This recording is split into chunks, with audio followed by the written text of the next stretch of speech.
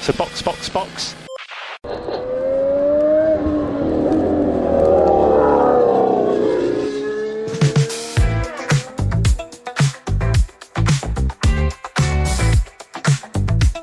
Olá, sejam muito bem-vindos a mais um episódio do Box Box Box. Eu sou Aninha Ramos e estou aqui com Denis Augusto. Complexo, né? Esse GP do México 2025 e tem gente passando na frente do carro ainda, a pé. Foi.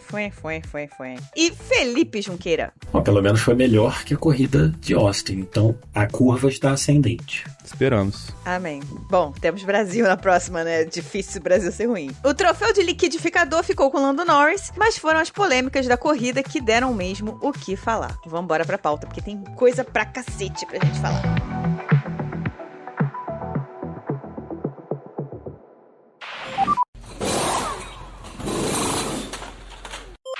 O pódio foi Norris, Leclerc, Verstappen, mas a polêmica já começou logo assim que largou, porque foram 4 na primeira curva. O Norris largou, o Leclerc largou um pouquinho mal, demorou um pouquinho pra sair, conseguiu pegar ali o vácuo do Norris. O Hamilton meteu atrás do Leclerc, deu uma voltinha ali por trás dele e foi por dentro. Quando eu olhei, já tava Norris um pouquinho à frente, Hamilton, Leclerc, Verstappen um do lado do outro, virando na curva 1. E é claro, é óbvio que tinha gente que não ia, né, fazer a curva, porque não dá, né? Não cabe, porque a pista depois dá aquela afinadinha, né? A reta é larga, depois a curva dá aquela afinada. Alguém ia ter que rodar ali. Pois é. O Leclerc foi feito de sanduíche. Obviamente, gente, que naquela posição que tava, o Hamilton não fazia ideia de que o Verstappen tava do outro lado. Então, quando ele vai jogando o Leclerc de levinho assim pro lado, ele não faz nem ideia de que tem um outro carro do outro lado. Ele não tem visão pra isso. Então, não foi nada de propósito. Igual o Verstappen reclamar que foi espremido e falar assim, sim, amigo, mas tem 3 carros do outro lado que não sabem que você tá aí. O Norris, que tá abrindo um pouquinho pra fazer a curva, não sabe que você resolveu meter 4 lado a lado, entendeu? Pois é. Ali não tem malícia de ninguém, é todo mundo lutando por um espacinho. Até porque o Verstappen capinou uma grama legal ali, né?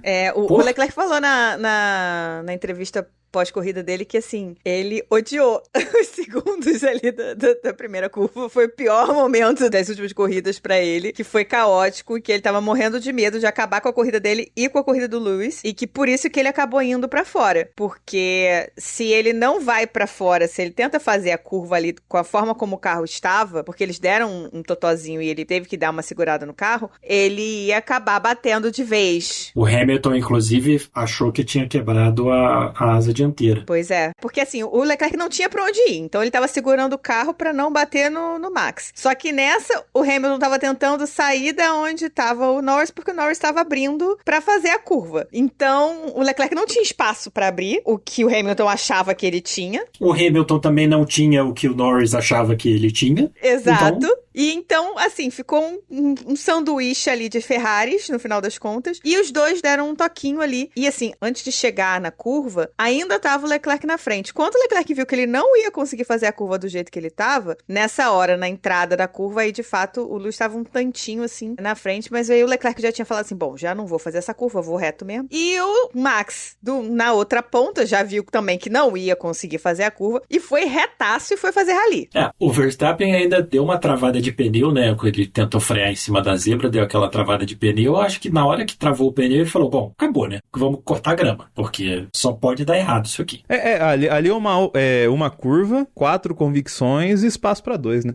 Pois é. Se muito, né? Porque o Norris, soberano, é óbvio que ele ia espalhar. Você acha que o Norris vai deixar espaço? Não, óbvio que não. Ele chegou primeiro na curva, ele vai espalhar e falar, vocês se viram aí, não sei o que vocês vão fazer. O Norris deve ter sonhado com essa curva.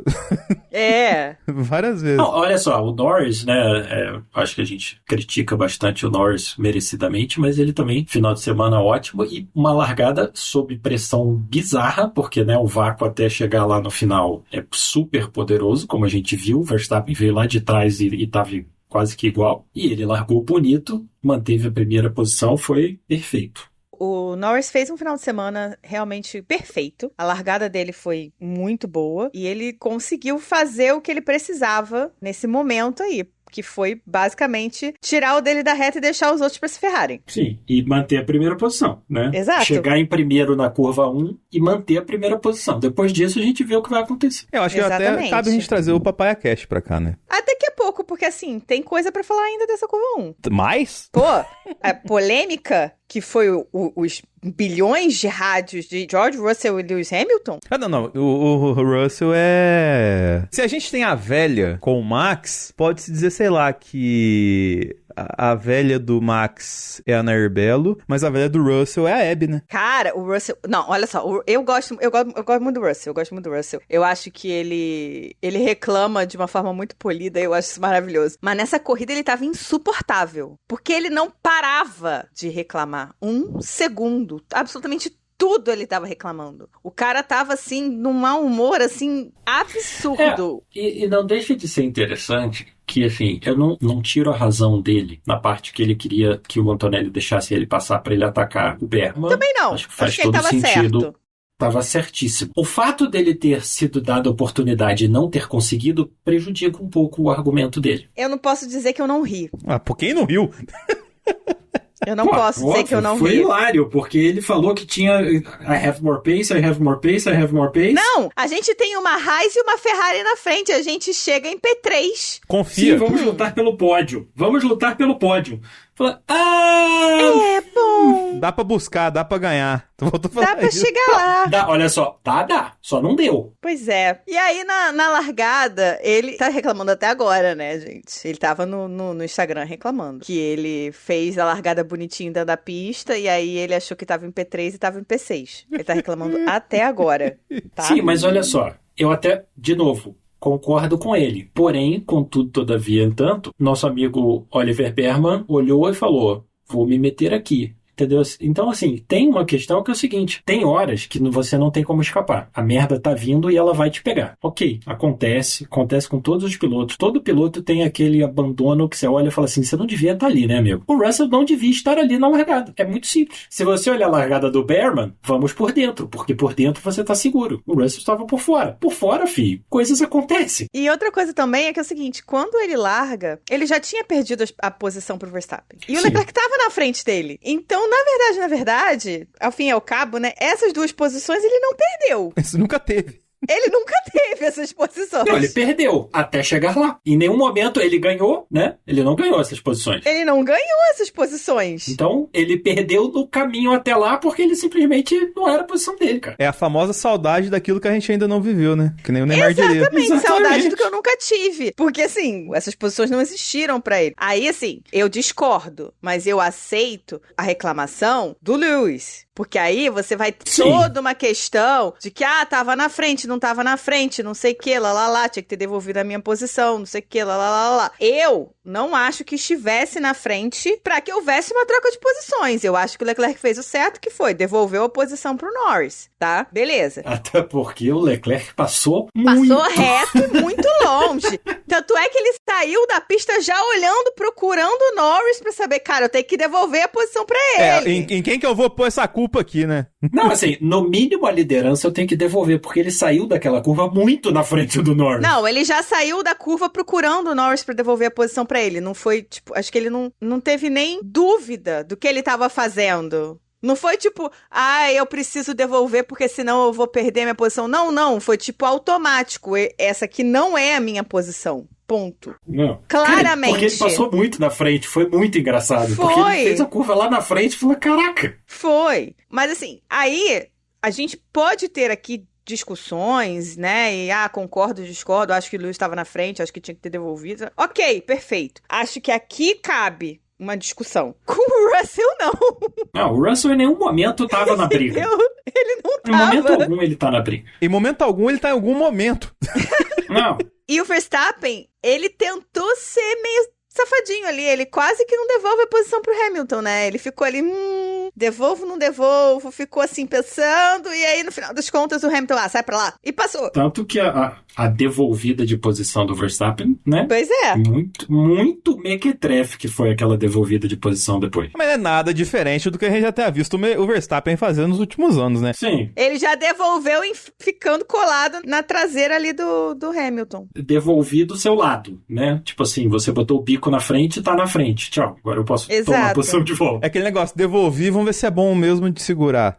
Exato. Mas assim, eu acredito que inclusive foi por causa dessas devoluções que a FIA deu o noted, mas no final das contas não fez nada. Sim. Porque curva 1, 4 carros, tanto o Leclerc quanto o Verstappen ficaram numa situação em que assim, eu acho até que mais o Leclerc do que o Verstappen, porque o Verstappen se enfiou ali no meio, o Leclerc foi meio que jogado, né? Mas assim, os dois ficaram numa situação em que assim, o modo mais seguro de agir foi o que eles fizeram, porque se eles não fizessem o que eles fizeram, eles iam bater. Exatamente. Eles evitaram o contato, porque a questão é a forma que a pista é. Você dá 1 quilômetro pro maluco pegar vácuo, é óbvio que vai acontecer isso, como aconteceu atrás. Não foi só esse contato, né? Atrás foi uma bagunça. É óbvio que vai. O Bortoleto mandou bem, outras pessoas não mandaram bem, mas assim, por quê? Porque a pista se sujeita a isso, cara. O Gabi passou 3, aí eu acho que 2 foram lá pra fora. No final das contas, ele largou em 16º e tava em 12º depois da largada. Ele largou muito bem. Muito Ficou bem. por dentro, não se envolveu nas bagunças, entendeu? Essas horas, cara, você tem que meter por dentro, cara. Você não pode querer 5 carros um do lado do outro e falar assim, vou por fora. É óbvio que não vai dar certo. O que é bem legal, a gente ainda vai falar mais do Gabriel no programa, mas que é legal, que mostra uma evolução em relação ao começo do ano, né? Que era um grande problema dele, a largada. E ele conseguiu superar isso com louvor, né? Ah, sim. A corrida dele sábado não foi exatamente ótimo. Perdeu, né, no Q1 por muito pouco, ok. Mas não passou pro Q2, o fato permanece. Mas a corrida dele foi irrepreensível. Irrepreensível. Cara, a ultrapassagem dele no Radiar no final foi, assim, espetacular. Aquele passadão gostoso. Se você quiser falar, né, adiantar o melhor, pior decepção, e falar assim, pô, quem teve um desempenho irrepreensível é Norris, Berman e o Bortoleto, cara. Não tem nada pra falar de negativo da corrida dele. No domingo, né, obviamente. Sábado a gente pode ter uma discussão, hein? Agora a gente pode puxar o Papaya Cash, né? E aí a gente vai ter que sim fazer aqui, trazer nossas palmas e dar os louros ao final de semana perfeito do Lando Norris. Absolutamente perfeito. Não tenho o que dizer, cara.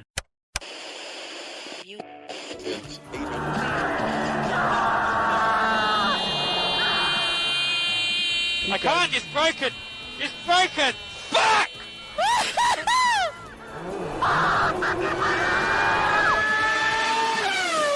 Papaya Cast. E é aí que eu acho mais importante. Que uma coisa é o cara no terceiro final de semana da temporada ter um final de semana perfeito. Outra coisa é o cara no 20º final de semana da temporada, sob pressão, numa pista que é complexa, ter um final de semana perfeito. Sendo vaiado o final de semana inteiro. Por que ele foi vaiado na visão de vocês? Porque as pessoas não gostam dele, cara. Mas- E latino vaia. Mas tanto assim? Porra, cara, você já foi em jogo de futebol, né, cara? Eu sei, mas não tem nenhum mexicano na rodada, assim. Nenhum latino, assim. Nem da América disputando com ele assim. Precisa disso, mas não precisa disso. Isso aí deve ter começado no FP1, FP2, e aí todo mundo começa, aí todo mundo acha graça e vai imitar e pronto, cara. E vira a onda do momento. E o México tem essa fama da vaia, né? É uma Só pena. o México, eu acho que assim, é uma parada que assim, latinos têm essa coisa da vaia, a gente vaia. Vaia é uma coisa que faz parte do esporte pra gente. E a gente tem essa coisa de vaiar quem a gente não gosta, e o Norris é um cara que hoje em dia, ele não é bem quisto, num geral, até pela forma como o campeonato se desenhou ao longo do ano. Quando eu falei do mexicano, que tem, inclusive, até uma questão bem sensível e chata, né? Que era muito comum no Copa do Mundo, felizmente isso diminuiu, que é a questão de xingar o goleiro na hora de cobrar o tiro de meta, né? Que era, sim. Que era geralmente um grito homofóbico e tal, assim, mas... Que surpresa. Isso ao passo que as punições foram surgindo, eles foram diminuindo. Mas enfim, voltando à Fórmula 1, cara, mesmo assim eu ainda acho engraçado, assim. E falando, logicamente, do Norris, né? Ele teve esse fim de semana perfeito, Na hora H. E aquele prognóstico que a gente fazia lá atrás de, pô, o mais regular dos dois vai estar na frente no final, e a gente achava muito que o mais regular dos dois seria o Piastri. Apesar dos pesares, tá se mostrando o Norris, né? Mas era. Até o Azerbaijão. Sim. No Azerbaijão, não sei o que o Mark Webber falou pra ele, deu um conselho de Mark Webber, porque o Piastri derreteu desde então, cara.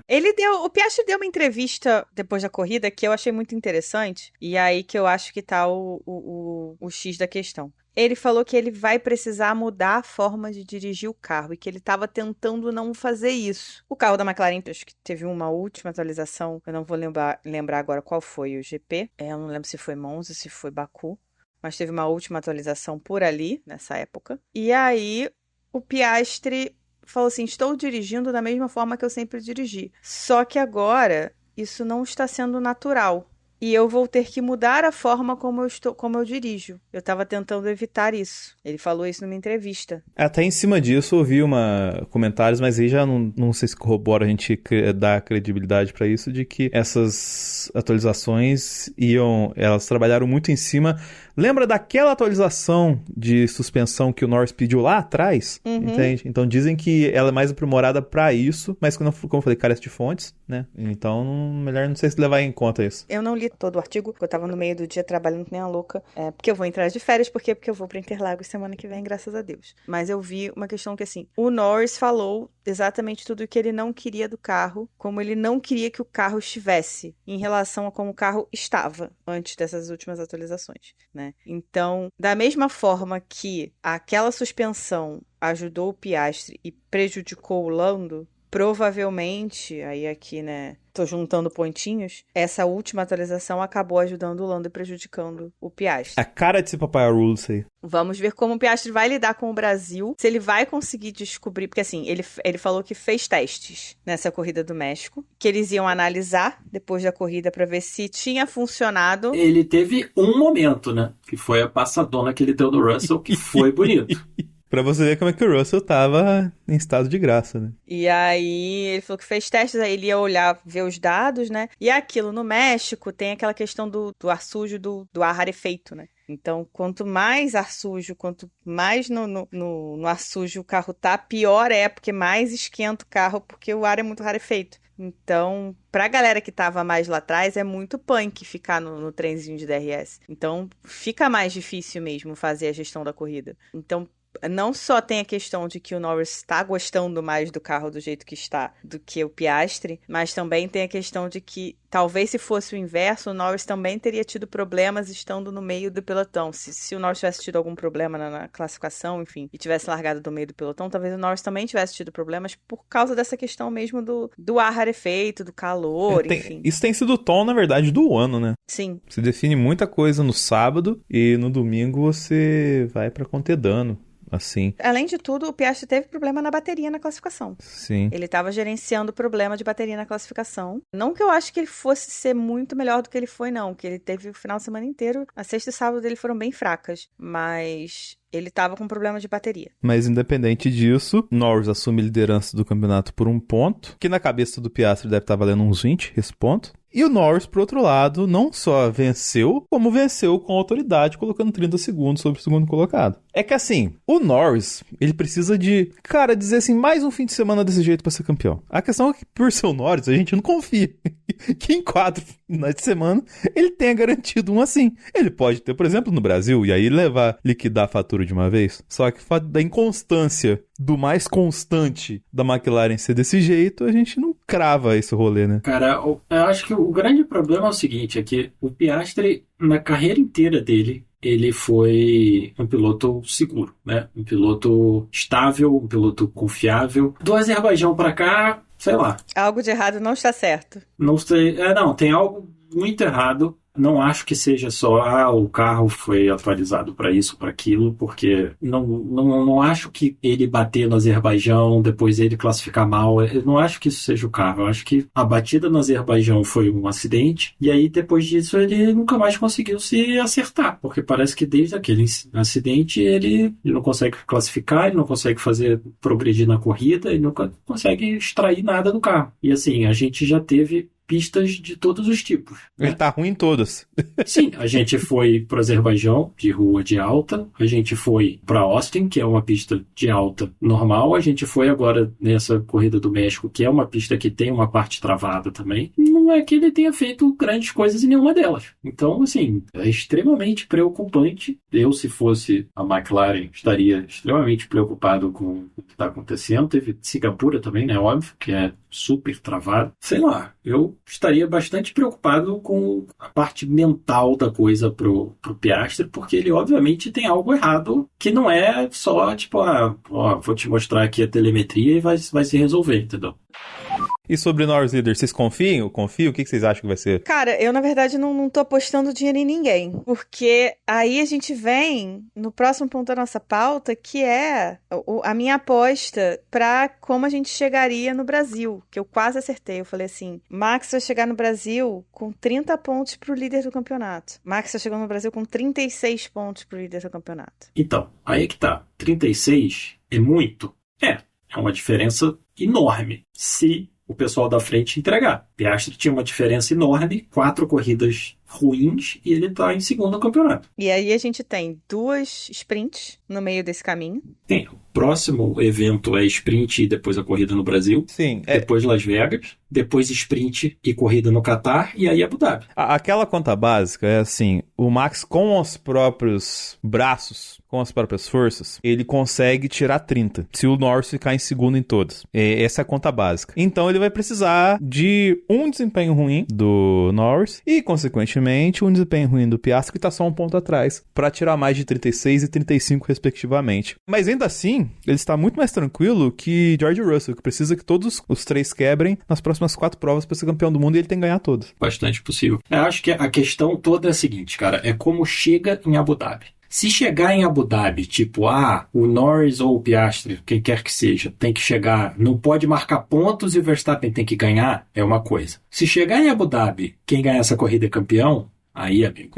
Cara, eu acho muito que tá desenhando um rolê assim, cara. Aí o bicho pega, porque aí a situação vai premiar um tipo de pilotagem que só o Verstappen vai fazer dos 3. Ele tá desenhando muito um rolê assim, de chegar, tipo, sei lá, 6 e 5 pontos de diferença entre eles ali. Não, se o Verstappen chegar em Abu Dhabi, podendo ser campeão só de ganhar a corrida, aí eu aposto nele. Isso sem discussão. E tem uma outra coisa, se chegar num ponto que a Red Bull vê que tem chance de Verstappen chegar em Abu Dhabi podendo ganhar, cara, a Red Bull vai pensar em fazer alguma coisa com esse carro pra Abu Dhabi. E a McLaren não vai poder fazer isso porque ela tem 2 pilotos. Ela não pode focar, tipo, vou fazer alguma coisa pro meu piloto querido, maravilhoso, Lando Norris ganhar, sendo que ela tem o Piastri e os dois estão disputando. Entendeu? Como a McLaren não escolheu o Piastri lá atrás, ou não escolheu o Norris lá atrás, agora ela não pode escolher. Não só isso, Aninha. Eu queria colocar assim que a Red Bull vai fazer o que for possível com o carro e ainda vai fazer o que for possível com os outros 3 carros dela no grid, né? Ou seja, é verdade. O Tsunoda vai ficar lá 80 voltas, né? Rodando. O Hadjar com o Lawson vão inventar trocentos mil movimentos esquisitos pra retardatário, enfim. Ou seja, cara, eles têm que muito resolver. Não digo resolver o campeonato, mas tipo, tirar o Max da história até o Qatar. Já eu aposto no seguinte, se chegar com chance do Verstappen ganhar, só de ganhar a corrida, Red Bull pode fazer o que quiser, cara. O que vai acontecer é que ele vai ganhar a corrida. Não vai precisar de mais nada, ele simplesmente vai chegar e falar assim, deixa comigo. Porque tem uma parada que, além de tudo isso, primeiro que o Max, ele é a única pessoa que entende regulamento. Os fiscais não entendem, mas ele entende. Porque foram analisar as questões dele. Em todas ele estava na frente do Apex. Por mais que ele faça aquela manobra malandra, que eu já falei várias vezes aqui, de soltar o carro, né, pra ele ter a frente da curva, por mais errado que isso seja, ele consegue achar um jeito de fazer isso ser válido no olho fiscal. A galera fala, mas tem uma leniência com o Max. Mas isso aí é questões mais profundas que a gente vai voltar mais à frente no cast. Agora, a estratégia de pneu, por exemplo, que a Red Bull fez, eu olhei, cara, falei, não é possível, isso vai dar certo. E deu. Fizeram uma parada só, e a galera ali fez 2, e ele conseguiu chegar no terceiro lugar. E só talvez não chegou no segundo, logicamente, ia ter o primeiro capítulo do Apocalipse, que seria Leclerc e Max disputando ali posição no final da prova, mas isso foi parado pelo Virtual Safety Car,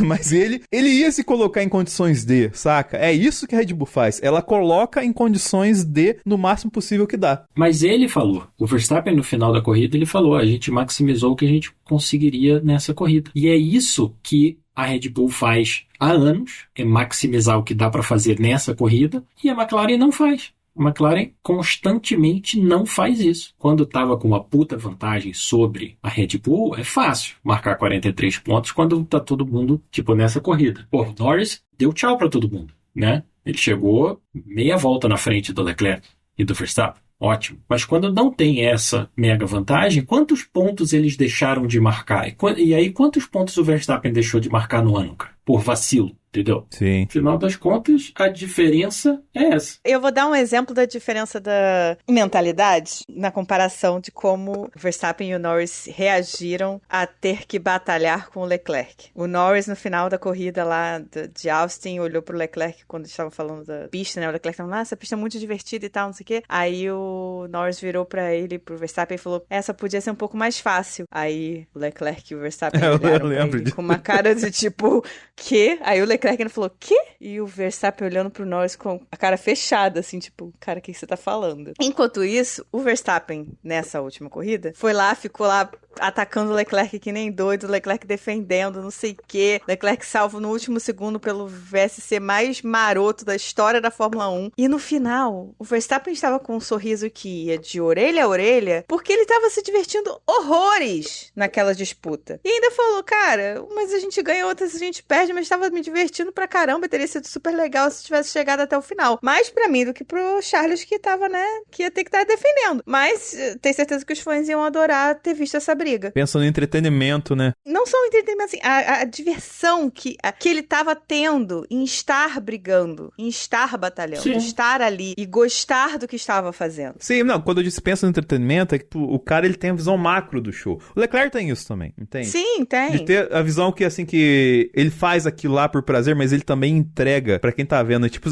aquele cara que gosta, no bom sentido, o cara que gosta de se exibir pra galera, entendeu? Pô, vocês acham isso que é maneiro? Vem, ó o que eu vou fazer agora, entendeu? Eles têm muito disso. Diferente dos papaya, que a gente fala o ano inteiro aqui, que o que eles podiam mostrar, eles não mostraram, entendeu? E isso tá cobrando. E é também a questão de gostar de fazer o difícil, de gostar de se desafiar. Quanto mais difícil pra eles, melhor. Sim. Bota aí o cara mais difícil pra eles enfrentarem. O Verstappen e o Leclerc vão estar com sangue nos olhos babando aqui, ó, babando. Que é quando os dois se enfrentam. Mas a única forma de você saber que você está mandando bem, que você está dando o seu melhor, que você está fazendo algo incrível, é batalhar com os melhores. Sim. Acho que essa é a mentalidade. É você batalhar com o piloto, no caso, com o cara que tem um carro melhor. A vitória por 50 segundos dando volta em todo mundo é legal, óbvio que é legal. Mas a vitória chegando meio segundo na frente do cara batalhando a corrida inteira, para quem gosta de dirigir um carro de corrida, essa é que tem graça. É por isso que quando o Verstappen, Leclerc também já fez isso, quando o Leclerc fez o Grand Slam dele, foi assim, tava lá ganhando 20 segundos na frente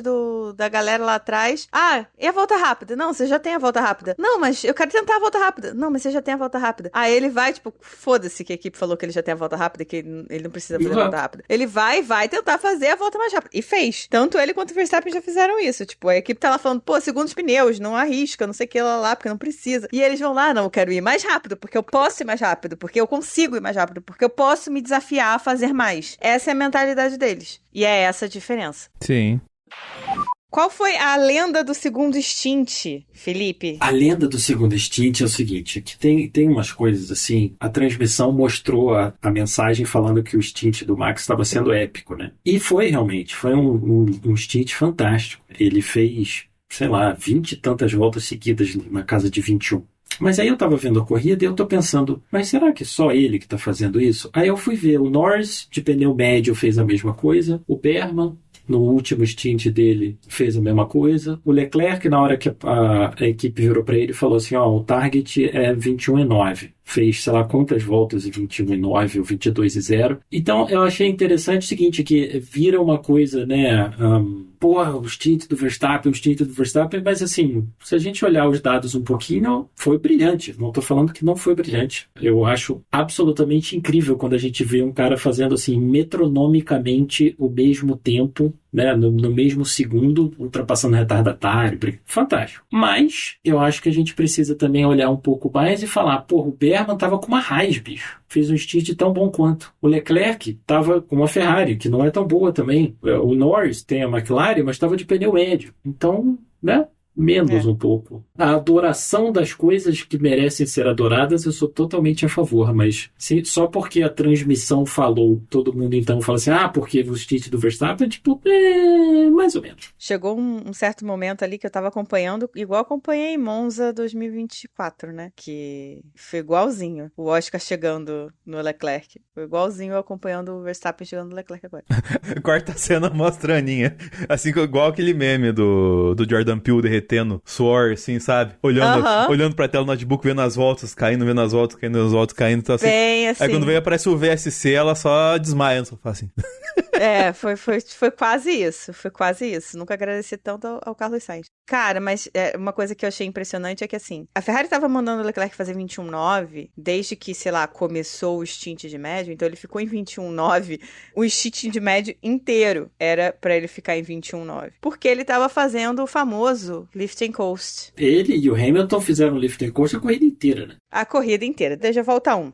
Em algum momento, quando o Verstappen começou a chegar mais perto, aí o Brian falava, não, agora você faz o lift and coast nas curvas tal e tal. Aí foi, diminuindo as curvas que ele podia fazer. E aí a volta dele foi ficando mais rápida, as voltas foram ficando mais rápidas, as voltas foram ficando mais rápidas. E aí foi aquele momento que a gente falou, caraca, cara, ele tinha mais ritmo pra dar nesse carro. Imagina se ele tivesse conseguido fazer o que podia ter feito, né, sem lift and coast, quando esse pneu tava bom. Pois é. E aí no final, com o pneu já ferrado, ele tava fazendo 21,6 e o Verstappen tava fazendo 21,4. Porque aí o pneu do Verstappen já tava indo pro saco, né? Então a diferença já tava menorzinha. E a briga tava muito boa de ficar olhando exatamente quando é que o pneu do Verstappen ia parar de funcionar, né? Ia falar, não dá mais, cansei, né? E até onde o Leclerc ia conseguir levar aqueles pneus médios que ele tava basicamente segurando desde o início do stint. E é muito doido você ver esse tipo de coisa, quando você começa a perceber esse tipo de nuance, né? Que às vezes, sei lá, você acha que o cara tá sem ritmo, tá lento e tudo mais, e na verdade, assim, não é que ele tá sem ritmo, tá lento, ele tá... É realmente uma escolha estratégica fazer aquela volta naquele jeito. E aí você vê certinho, né,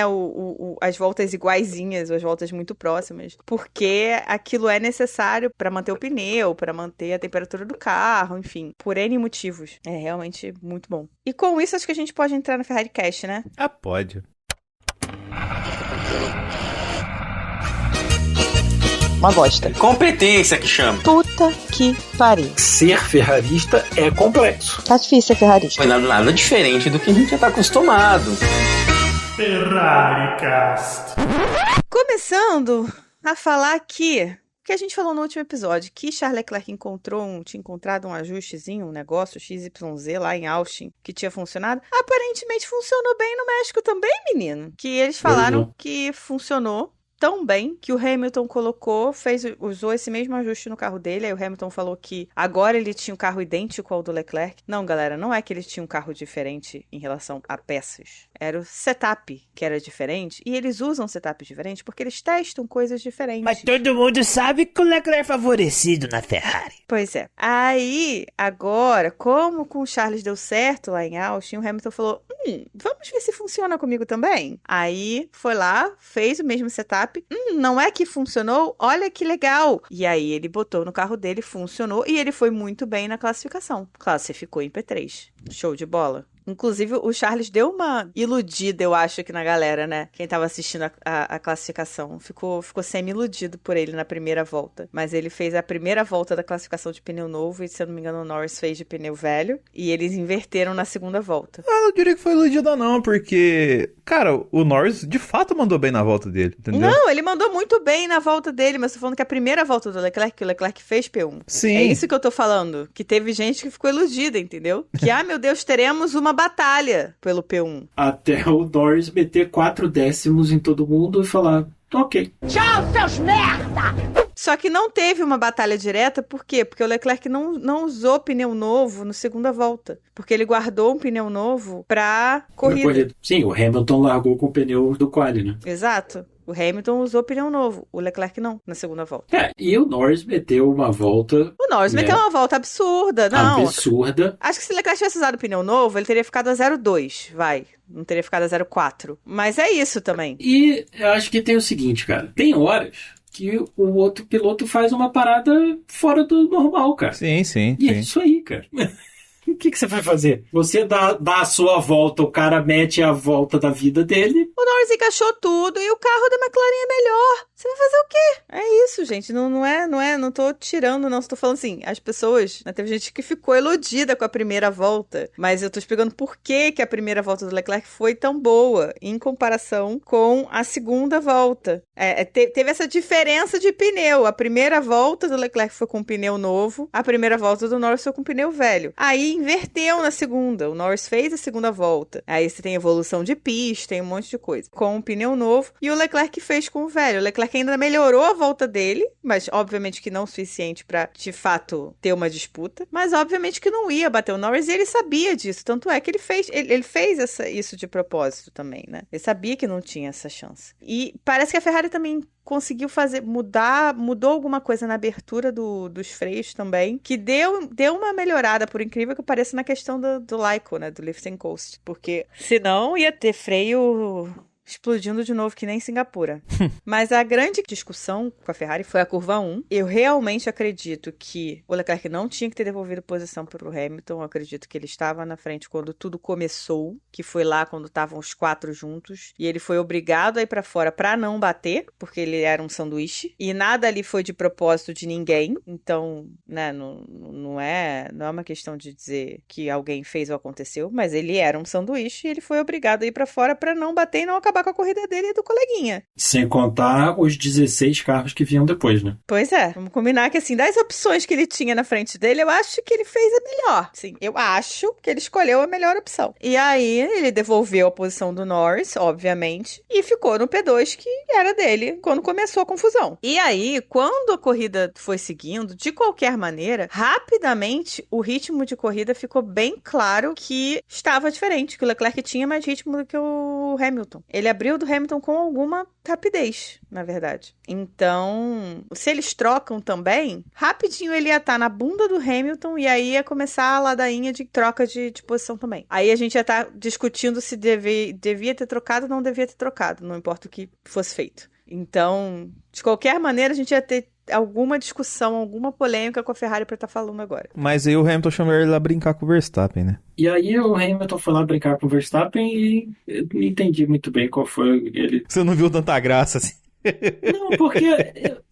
assim, eu entendo quando as coisas acontecem no calor do momento, entendeu? Os caras são humanos também, e, né, coisas acontecem. Mas o Hamilton falar que, mas o grip ali onde eu tinha que fazer a volta é muito ruim, cara, por isso que eu levei essa penalidade, que foi injusto. Cara, desculpa, mas assim, ele jogou fora um bom resultado à toa. Até porque ele não foi punido porque ele não fez... Porque assim, ele foi investigado por 2 coisas, né? Ele foi investigado porque ele não seguiu o caminho descrito. Não, porque ele não deu a volta correta ali no... Exato. Na hora que ele saiu na da área de pista. escape. Que se ele tivesse virado e falado, mas o Verstappen, em vez de devolver a posição para mim, me espremeu na curva, por isso que eu saí da curva.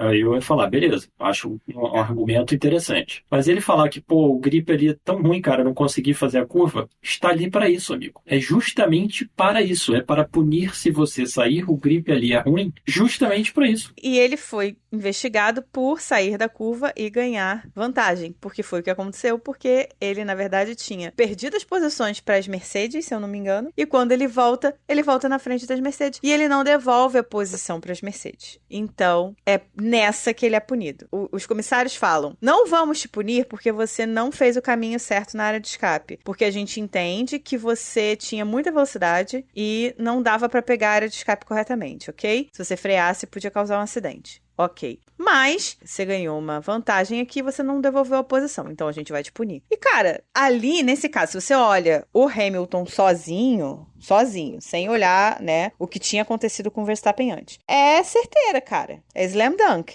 como eles falam. Mas, se ele tivesse feito o caminhozinho, aí ele teria uma defesa, que ele ia falar, tudo bem, eu voltei na frente, mas eu fiz o que vocês mandaram. Exato. Se ele faz o caminho, não importa, porque ele teria feito exatamente o caminho da área de escape. Igual no MotoGP, que tem um lugarzinho para você, que tem uma penalidade, né? O MotoGP tem a long lap, que se você faz alguma coisa, você leva uma long lap, você faz uma curva mais extensa. Tem uns malucos que treinam quando eles sabem que, né, fizeram alguma coisa no qualifying, então vai ter long lap penalty, o cara treina a long lap durante o treino, e na hora que ele vai cumprir a penalidade dele, ele não perde os X segundos que era para perder. Mas aí, fazer o quê? É o mesmo caso. Se o Hamilton tivesse entrado ali, metido pelo local certo, e saído e ganhado uma vantagem, já falar, ué, eu fiz o que eu tinha que fazer. Se eu ganhei uma vantagem ou não, interessa. Agora, ele não fazer nenhuma coisa nem outra, aí realmente difícil. Ele tá pegando as manhas de novo, ele ficou muito tempo hibernando na Ferrari. agora tá tendo um carro, ele tá animando, ele tá entendendo de novo o que funciona na Fórmula 1. Tá inventando. Agora, preciso dizer, assim, que ele com o Verstappen, quando eles se encontram, parece duas crianças brincando de kart, brigando no kart. Cara, eles esquecem o que é correr, porque assim, falando sério, você bota o Hamilton disputando uma posição com o Leclerc, pura classe, sossegadão. Você bota o Verstappen disputando uma posição com o Leclerc, classe. Porra, negócio que você vê assim, você fala, caraca, sensacional. Você bota o Hamilton disputando uma posição com o Verstappen, os dois parece que esquecem como se corre. Olha, eu não acho ruim isso não, hein? Eu não acho... Na verdade, eu acho que o Hamilton, pelo menos, se lembra exatamente, né, de um certo evento, e é isso aí. Tanto, eu acho que o Max também se lembra de dos certos eventos. Ou os traumas de guerra vêm no mesmo momento pros dois, sabe? Cara, mas é muito bizarro. Os dois assim falam, foda-se, meu irmão, eu vou te tirar da pista. É muito louco. É muito louco. O que eles podem fazer de merda, eles fazem. Aí chegou numa hora que eu falei assim, o Verstappen fez uma cacetada de merda com o Hamilton também. O Hamilton foi lá fora, o Hamilton, né, não... Porque assim, o Hamilton não foi nem punido por ter feito merda com o Verstappen, porque ele não fez. Ele foi punido porque ele não devolveu a posição para as Mercedes. O Verstappen tinha que ter sido punido por ter cortado curva e por ter dado um totó no Hamilton desnecessário. E por não ter devolvido a posição. Ele deu um totó no Hamilton e a devolvida de posição dele foi ridícula. Sim. Ele deu uma diminuída, assim. Só que aí chega num ponto que eu falo assim, cara, quer saber? Só deixa os dois brigarem e não pune ninguém. Porque fica os dois fazendo merda um com o outro, entendeu? Porque chega no ponto que você vai ter que punir os dois mesmo. Então tá bom, então não punir ninguém e deixa os dois se tirarem da pista mesmo e segue o baile. Porque o correto, nesse caso específico aí dessa corrida, era que os dois precisavam ter sido punidos. O Verstappen tinha que ter sido punido também. Com certeza. A punição do Hamilton não foi errada. O errado foi que o Verstappen não foi punido. É que eu acho que é muita emoção pro fiscal ver de perto o Max com o Hamilton brigando. Eles até esquecem que eles são fiscal, sabe? Aí fica assistindo maravilhado a disputa. Não me surpreenderia se fosse algo do gênero, porque tem umas decisões assim que você olha e fala, interessante. Não, e tem umas outras coisas assim, tipo, no final da corrida, antes do Virtual Safety Car, tava com bandeira dupla amarela ali onde tava o Sainz, né? E aí tem o rádio do Leclerc rindo. Ele ri, porque aí o Brian fala double yellow, né? Bandeira dupla amarela. Aí o Leclerc fala Verstappen, Max, that's a penalty. Porque o Max simplesmente não diminui na bandeira dupla. E ele ganha, assim, 0,4 pro Leclerc na bandeira dupla, porque ele não diminuiu. Não foi nem notado. Isso porque o Leclerc falou no rádio. Não foi nem notado. São detalhes. Detalhes. Aí eu fiquei pensando, caraca, cara, a Haas podia ter infernizado a vida da FIA, dos comissários. Porque era o pódio do Oli, né? Teria sido uma história fantástica, né? Um resultado desse para a Haas, que, pô, a gente deu uma sacaneada, né? Que o update deles nos Estados Unidos não adiantou absolutamente nada. Eu diria que agora dá para enxergar onde foi o update. Pra você ver que doideira que é, né? Você pega, por exemplo, a Ferrari, deu, entre aspas, ninguém acabou de relatar, o mesmo acerto dos Estados Unidos pro Hamilton agora no México, e funfou. A da Haas, nada dos Estados Unidos funfou e tudo que funcionou muito bem. Pois é. O update, obviamente, melhorou o carro, porque o Ocon também, né, que não teve a mesma largada, porque o Berman, a questão toda foi a largada, né? Ele largou muito bem e depois segurou a onda. Não que seja fácil, mas a largada garantiu uma boa progressão para ele. Mas o Ocon também veio lutando, veio brigando e chegou, marcou o pontinho, foi ponto duplo para a Haas também. Então, não tá de bobeira, não. E assim, enquanto estava nessa condição de disputa, ele deu uma passada interessante no Verstappen, né? Ah, sim. Né? Aquela coisa. A passada dele no Antonelli também na largada é muito boa, porque o Antonelli também perdeu tempo ali naquelas primeiras curvas e o Berman não conversou. Veio por dentro, meteu, tchau, abraço e é isso aí. Não, o Berman fez uma corridaça, assim. O Berman realmente mostrou de verdade por que ele foi pra Haas, assim. Porque eu acho que todo mundo tinha esquecido um pouquinho do que ele, por exemplo, fez quando ele correu pela Ferrari em Jeddah em 24, né? O que ele fez com a própria Haas em 24, porque assim, o campeonato dele de Fórmula 2 no ano passado foi ridículo, porque a Prema tava horrorosa, né? Ele e o Kimi comeram o pão que o diabo amassou naquela Prema. E a galera deu uma esquecida. Foi sofrido aquilo. Foi. E aí agora ele tá mostrando um puta ano, porque assim, o Ocon é um bom piloto. E ele tá indo de igual para igual. Aliás, e o Ocon é um piloto com experiências variadas, né? Sim. Não é um piloto que você fala assim, mas né, o Ocon trocou agora de equipe, então, mas tipo, não, pô, o cara já dirigiu um monte de coisa diferente, né? Não. Aliás, todos os rookies, assim, estão mostrando os principais, assim, né? Você pega o Berman, o Gabi... Você acha que o Colapinto tá mandando bem? Tá, pô, que não, isso? Os principais. Mas ele é o principal. Eu digo assim... Inclusive, contar uma história rapidinha, né? Que parece que rolou que o Durham fez as tripas coração pra conseguir um patrocínio, porque sim, tinha chance por desempenho do Colapinto sair da Alpine, só que na hora que ele conseguiu o dito do patrocínio que, entre aspas, compensaria a troca do Colapinto pelo Durham, o Colapinto falou, Mercado Libre, eu necessito de plata, e eles cobriram a proposta. Cara, olha só, eu gostaria muito que o Colapinto tivesse ido bem. Não, minto, eu não gostaria muito, mas... Não gostaria muito porque aí recompensa obrigatória e tem toda uma questão. Mas eu não tenho nada contra o Colapinto. Mas assim, o ano dele é horroroso, cara.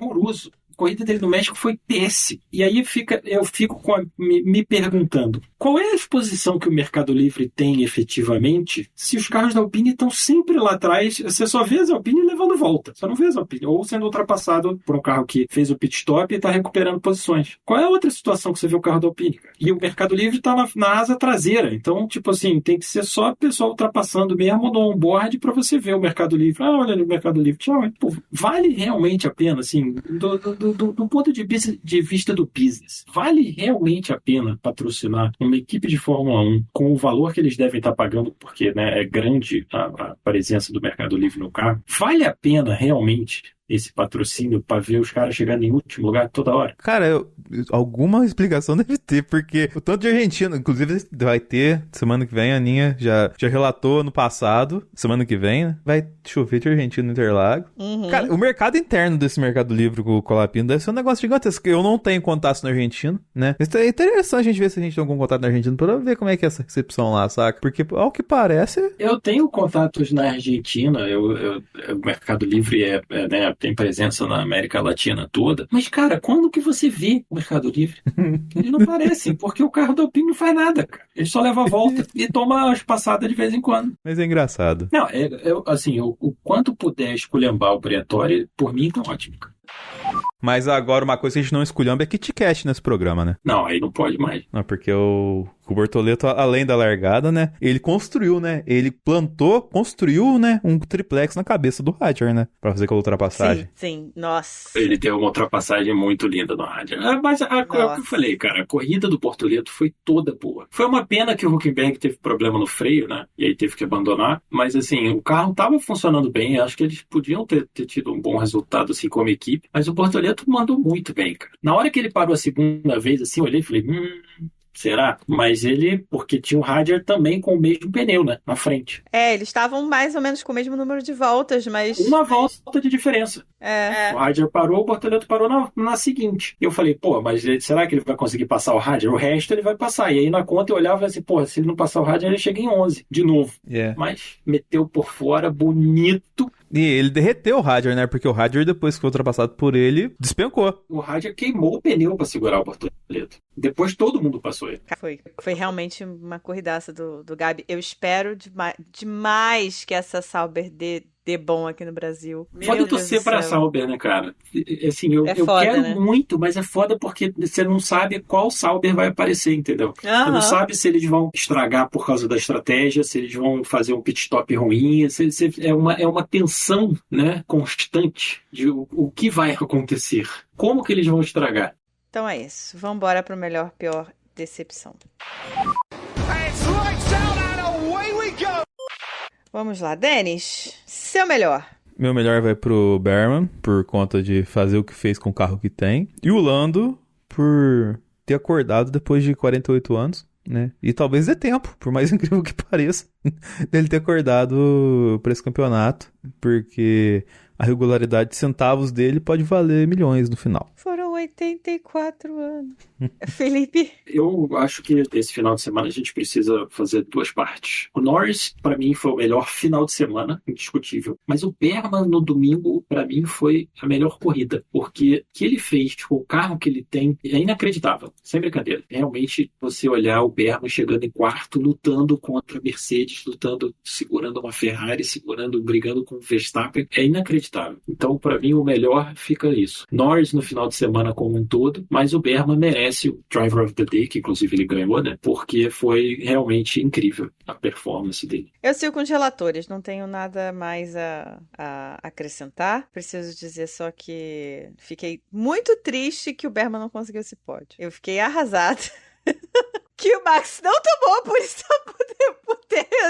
por não ter freado na bandeira dupla amarela pro Behrman não ter ganhado esse pódio. Porque eu acho que ele merecia muito. Te contar que eu fiquei até certo ponto aliviado, não, nem por conta disso. É por conta de que, pelo fato deles terem feito duas paradas, ele saiu da disputa do pódio em condições normais de temperatura e pressão, porque o meu medo era o Max chegar que nem um tubarão pra cima dele e ele fazer alguma defesa esquisita lá e dar uma batidinha e ele não poder correr no Brasil, porque ia bater os pontos da carteira dele. É, que é isso. Não, mas ele tava correndo tão bonitinho, ele tão direitinho. Ah, mas eu fiquei muito feliz com esse P4 dele. Não, foi maravilhoso. Pensa só o seguinte, o Behrman nunca tinha completado uma volta no top 6 antes dessa corrida. Pois é. Ele nunca tinha dado uma volta no top 6. Nessa corrida, ele chegou em quarto e chegou a ocupar a terceira posição. O Behrman é meu bebê da FDA. Entendeu? Eu amo demais, adoro. Teve um Ele e o lance Rafa. também, quando mostrou o box, né, o pit da Haas, o pai do Behrman sozinho na área VIP. Nossa. Eu acho que todo mundo tinha dado espaço pra ele, porque ele devia estar comemorando tanto, devia estar se mexendo tanto, que o pessoal foi dando espaço, assim, tipo... Socando as coisas, ele tava nervoso pra Gente, cacete. foi muito lindo. E aí, no final, foi engraçado que o Behrman, né, falou assim, não, teu pai tá aqui no rádio, não sei o quê. E ele assim, pai, fala logo, porque eu preciso sair do carro. Pô, de novo, pai, fala logo. Fala, vamos, acelera, porque eu tenho que sair do carro. Tipo, eu não posso ficar sentado no carro com o carro ligado.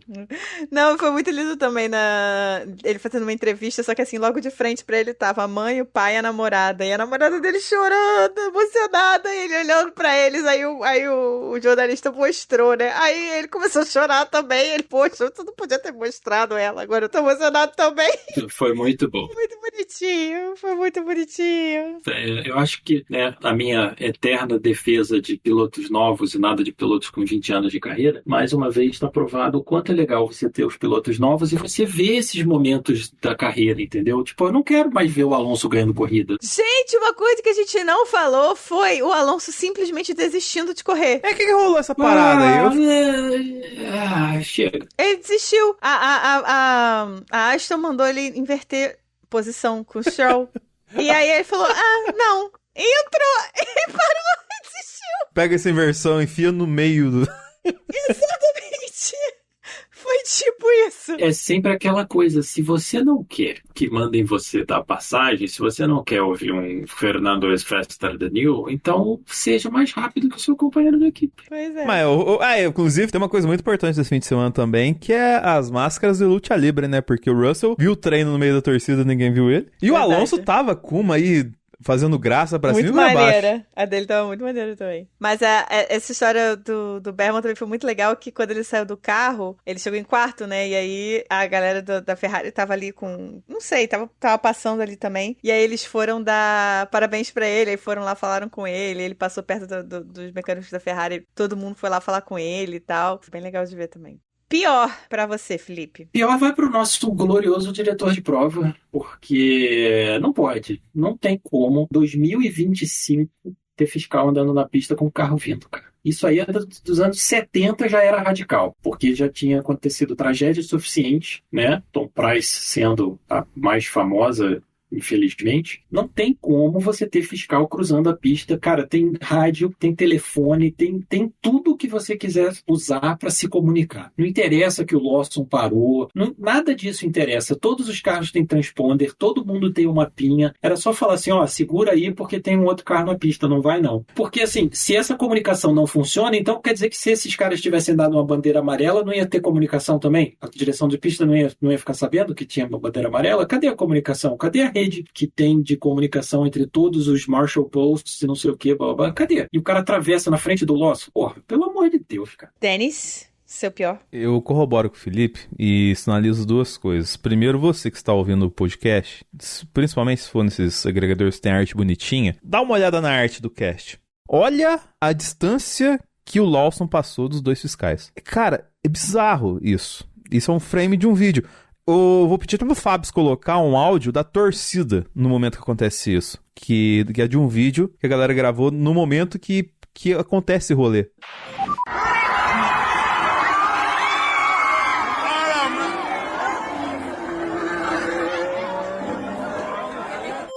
É inacreditável, cara. 2025, né? Tem tanto, preciosismo, não sei o que lá, e tudo mais. A gente vai falar do preciosismo bizarro do final da prova, que é do Sainz daqui a pouco. Cara, a gente fica puto quando tem trator na pista. Imagina com pessoa na pista. E não tinha alerta de nada, de bandeira amarela, dupla amarela, safety car, tinha nada. Tinha nada, eles só esqueceram do Lawson e falaram, pega o pedaço e atravessa a pista aí. Sim, só esqueceram de olhar o mapa e falar assim, será que tem o que era verdade 30 segundos atrás continua sendo verdade? É surreal. Esse é o tipo de situação que, se acontece alguma coisa, é irreparável o dano, porque imagina você transmitir em cadeia mundial um maluco sendo atropelado por um carro de Fórmula 1. E a gente descobriu isso um tempo depois, porque nada disso foi pra transmissão. E aí alguém decidiu olhar lá na onboard do Lawson e viu essa cena acontecendo. E aí ganhou as mídias sociais, né? Porque a transmissão fez muito bem o papel em esconder, né? Price, eles são bons, né? Agora pra perder ultrapassagem, perder movimento importante, não.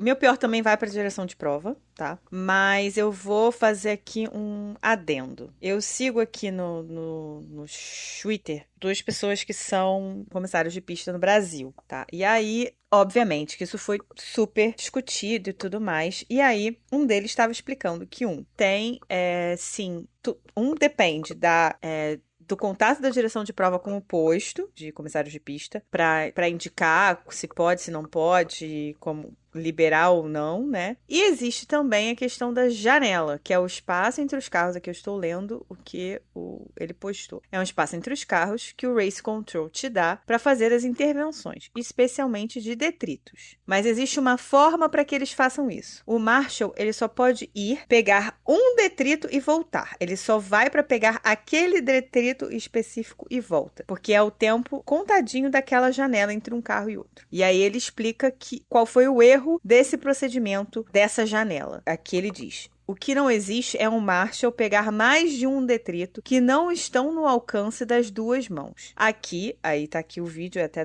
do Olé. Aqui, ambos param depois de pegar o primeiro detrito. Ou seja, houve um erro de procedimento também dos próprios Marshalls. Ah, sim. Não, tá tudo errado. Então, houve aqui erros generalizados. Talvez a janela fosse muito pequena, mas houve erro de procedimento dos próprios Marshalls também. De qualquer forma, foi algo muito perigoso, um problema seríssimo que fica na conta da direção de prova, porque todo esse treinamento, né, e tudo isso que ele explicou aqui, isso é passado para os marshals por toda uma equipe, né, e se a direção de prova não passa essa informação, esse treinamento de forma correta, né, e essa galera não faz da forma correta, também tá na conta deles. E tem o segundo, uma outra coisa também, né? Quando tem invasão de pista, quando tem alguém entra na pista e não pode, quando acontece alguma coisa fora do combinado, a direção de pista rapidamente chama os organizadores, dá esporro, fala que não pode isso, não pode aquilo, que isso, que aquilo, né? Uhum. Eu acho que nesse caso, né, devia ter também uma levantada de mão e falar, ó, realmente a gente viu isso, esse evento que aconteceu aqui, ali, não sei o quê, papapá, não pode, a gente vai tomar providência X e Y, porque a gente,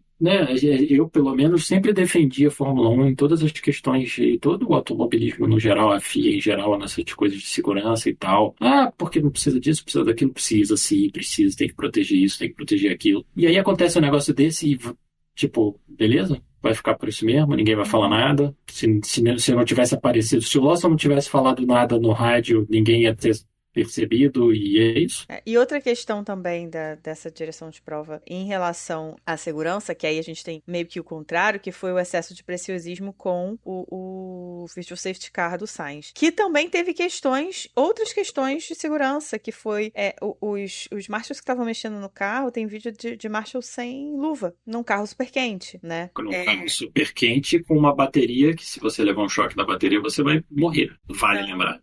Então é muito perigoso, ao mesmo tempo em que se dá um Virtual Safety Car num carro que está dentro da agulha, né? Porque, vimos uma fumaça, então a gente entra num protocolo de possível incêndio e aí a gente dá o Virtual Safety Car. Entendo, e eu normalmente concordo com qualquer coisa que seja, que eu prefiro pecar por excesso. Ainda mais nesse caso que, pela primeira vez na vida, o Leclerc foi beneficiado teve sorte em alguma coisa. Mas, cara, o carro do Sainz estava dentro da agulha. Sim, assim, o Sainz podia ter entrado um pouco mais.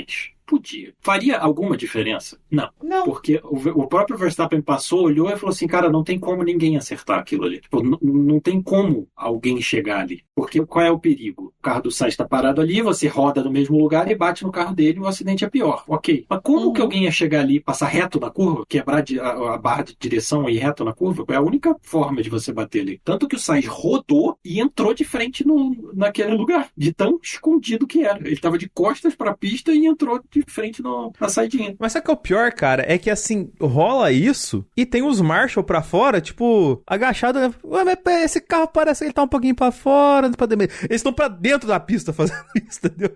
Então, assim, já é mais uma vez sinal de má orientação dos Marshall, sabe? Porque tem um frame que eu tô vendo aqui, tá o Leclerc, o Max passando e os dois Marshall, assim, olhando, admirando o carro do Sainz, assim. Eles mais dentro da pista do que o carro do Sainz. Então, assim, e até nesse lance, voltando do Lawson rapidinho, o vídeo que tem da torcida é assim, o fiscal atravessando a pista pra vir pra, entre aspas, pra dentro da curva, assim, sabe? Ou seja, tinha o lado de fora da curva e os pedaços parece que estavam do lado de fora da pista. Precisava o cara da parte de dentro atravessar a pista pra pegar, não tinha fiscal do lado de fora, que tá cheio de arquibancada também. Então, assim, cara, é falha de procedimento em vários pontos que você olha, assim, de segurança, de coisa que a gente sempre fala. Em vários quesitos, assim, sabe? Mas se acontece no Brasil um negócio desse, nossa, tem que fechar a pista, sei lá. Não, aí é que tá. Se acontecesse no Brasil, é que eu tava falando, quando é culpa dos organizadores, aí é um carnaval. Você lembra no ano passado? Os organizadores do Brasil levaram a chamada, tomaram a multa, não sei o quê, bababá, porque aconteceu isso, aconteceu aquilo. Aí essa aí não é culpa dos organizadores, né? Então ninguém fala nada. Deixa quieto. Bom, decepção. Dennis. Olha, eu vou dar decepção pro Russell porque falou muito, fez pouco e foi humilhado algumas vezes. Então, assim, a gente fala que o Russell é um maluco do bem, mas quando a moeda cai pro lado errado pra ele também cai legal, né?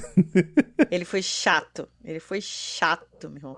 Assim, no início, ele foi chato. Reclamou de um negócio que não tinha nem mais a ver com ele. Aí, com o Kimi, ele até tava certo no início, mas ele reclamou tanto, que eu já tava assim, caralho, meu irmão, eu quero mais é que tu passe e que tu fique cozinhando atrás do Berman. E graças a Deus foi isso que aconteceu. Talvez não tenha essa demora, provavelmente do contrato dele veio por tão insuportável que ele é em alguns momentos, assim. Cara, foi muito chato, meu irmão. Ele foi muito chato nessa corrida. Ele tava de muito mau humor. Ele tava muito chato. Impressionante. Minha decepção foi que o carro do Sainz não parou antes. Que ele podia ter dado uma zica antes, num lugarzinho mais descuidado, pra ter dado um safety car de verdade. Entendeu? Porque aí o Leclerc parava, metia um pneu macio. Aí dava uma briga maneira entre o Verstappen e o Leclerc, entendeu? Aí a gente teria uma briga maneira. E não esse momentinho assim de tenso, de ai meu Deus, vai ou não vai ali no final, entendeu? Eu queria ver a briga. Mas eu queria ver a briga, pô, com um pneu legal e não desespero. Desespero. E Felipe, sua decepção? Minha decepção vai pro Piastri de novo. Tiveram duas coisas que ele fez muito bem nessa corrida. Uma, aquela passada no Russell, foi fantástica. E a segunda, que ele foi o melhor pit stop da corrida. Basicamente foi isso. Final de semana inteiro. Pro cara que quer ser campeão, é pouco, né? Tá difícil, tá difícil. So box. Então é isso. Finalizamos, chega por hoje. E semana que vem... Na outra, né? Porque tem um descanso. A gente tá esperando... semana que vem. A gente tá esperando a Aninha fazer o PPT de defesa do Leclerc dela, pra fazer lá. Ai, gente, minha vida tá tão corrida que eu não tô conseguindo parar pra fazer esse PPT, desculpem. Um dia eu juro que eu faço. O Russell não tem esses problemas. O Russell não tem. Ele mesmo faz o próprio PPT dele. De defesa dele mesmo. Exatamente. Entendeu? Mas, Aninha, a gente recebeu um comentário do nosso Spotify, que foi da Yasmin, perguntando: vai ter esquenta Interlagos? Vai ser minha primeira vez lá e vou estar na fanzone. Quero ir bem preparada e encontrar vocês. Antes de tudo, pra ir bem preparada, nossa amiga Carol Polito tem vários vídeos que vão ajudar, né, Aninha? Agora, sobre encontrar a Aninha, ela que dá os caminhos pra você. Estarei no setor A. Amiga, estarei no setor A. Eu e Ju, se eu não me engano, Ju também vai. Então, estarei no setor A. Lugar aí vai depender da hora que eu chegar. Eu tento chegar muito cedo pra poder ficar num lugar bom, mas... lugar é difícil de marcar, mas estarei no setor A com meu bonezinho do Leclerc e asinhas de borboleto. Aí sim. Esperamos que você fique no primeiro andar nessa semana, numa casa térrea, assim, que não tem descer escadas e tal. Ficarei numa casa térrea. Muito obrigado, muito bem. Sim, por favor, não quero correr riscos de torcer pés, nem de quedas, nem de mais nada. Ficarei numa casa térrea e é isso. Não é isso. Falta uma parte. Sim. Antes do podcast, sempre. A mais importante. São os nossos apoiadores. Muito importante essa parte. Muito que bem. Aos nossos apoiadores Monza. Vai o nosso agradecimento de coração. Muito obrigado a todos vocês, sempre. Obrigado. Apreciada. E aos nossos apoiadores Silverstone, Interlagos e Mônaco, o nosso agradecimento nominal vai para Marcelo Alonso, Isabela Marques, Ed Silva, Andressa Venturini, Felipe Sueiro, Fernando Jabeiro, Viviane Rocha, Jéssica de Araújo, Márcio Ferreira, Jaime de Oliveira, Ráfaga Rodrigues, Leonardo Santos, Bruno Lopes e Hugo Costermani. Como diria Raul Gil, muito obrigado por ter nos dado esse programa feliz. Muito obrigada, galera. Muito obrigada. Sem vocês, nós não estaríamos aqui. Exatamente. Então é isso. Se vocês quiserem falar com a gente, estamos em @cashboxboxbox no Twitter, no Instagram, @podcastboxboxbox no YouTube, onde vocês podem ouvir os nossos episódios e rever as nossas lives. Nosso e-mail é podcastboxboxbox@gmail.com, que também é a nossa chave do Pix, caso vocês queiram mandar ali a sua ajudinha avulsa. Para quem quiser fazer parte do nosso grupinho de apoiadores, é só entrar em apoia.se/cashboxboxbox e escolher um dos nossos planos. A partir do plano de R$10, que é o Silverstone, vocês têm acesso ao nosso grupo de WhatsApp, nossa comunidade de WhatsApp, na verdade. Exatamente, agora é uma comunidade. Agora é uma comunidade, está organizada de forma... Desorganizada. Não se esqueçam também de avaliar, classificar o nosso podcast no seu tocador de bolero, como diz o Denis, preferido, né, de acordo com a maior nota que ele te permitir, tá bom? Pra melhorar o nosso engajamento. É isso por hoje, nos vemos na semana que vem, vamos tentar fazer alguma coisa assim pra Interlagos, provavelmente vai ser gravado, por quê? Porque senão eu não participo, porque eu estarei em São Paulo na semana que vem. A Aninha vai entrar ao vivo de Interlagos, provavelmente, vocês vão ver só. Não vai poder ser live por motivos de... Se for live, eu não participo. A não ser que os meninos queiram fazer live. Senão, eu não participo. E também tem a questão do risco da vida da Aninha, porque provavelmente vai chover. E ela com o celular na mão, trovejar e... Eu já tô chorando, por quê? Porque eu vou ter que comprar bagagem. Aí ficou ruim. Eu vou ter que comprar bagagem, porque eu ia com a minha mala de mão e a minha mochilinha, mas aí vai chover, aí eu vou ter que levar o quê? Vou ter que levar coisa pra frio. Levar uma manta, um agasalho. Levar um agasalho, entendeu? Levar uns negócios mais pesados. A galocha de borracha. A galocha minha amiga comprou pra mim, ela vai levar na mala dela, mas aí a volta eu vou ter que trazer ela de volta. Você pode vir usando a galocha. Boa, mas eu já comprei Felipe. uma bota que eu mandei entregar na casa. Enfia a bota dentro da galocha, entendeu? Faz uma coisinha, passa uma vaselina e vem com as duas. Ué. É isso. Tá certo, vai ficar maravilhoso. Vou vir tipo o Joey Tribbiani no avião. É isso, gente, então chega. Vambora. Beijo, gente. Box. Box. Box.